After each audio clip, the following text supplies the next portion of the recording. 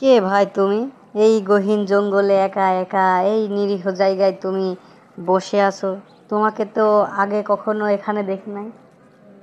মনে হচ্ছে তো তুমি এখানকার নয়, পাশের রাজ্য থেকে এসছো। তোমার বাসা কোথায়, আর এখানে কি করতে এসেছো তুমি? নাকি পথ হারিয়ে ফেলেছো? এই জঙ্গলের মধ্যে বেশিক্ষণ থেকো না, থাকলে তুমি তো বাঘ ভাল্লুকের পেটে চলে যাবে। এখানে তো ভয়ঙ্কর ভয়ঙ্কর হিংস্র বাঘ আছে, তোমাকে খেয়ে নিয়ে যাবে।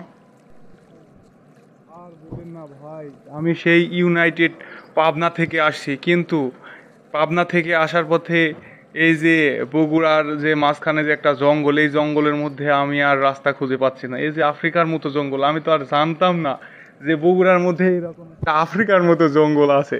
আমি যদি জানতাম তাহলে আমি ইউনাইটেড পাবনা থেকে কখনোই কি এমন ভাবে এই জায়গায় আসতাম, কখনোই না।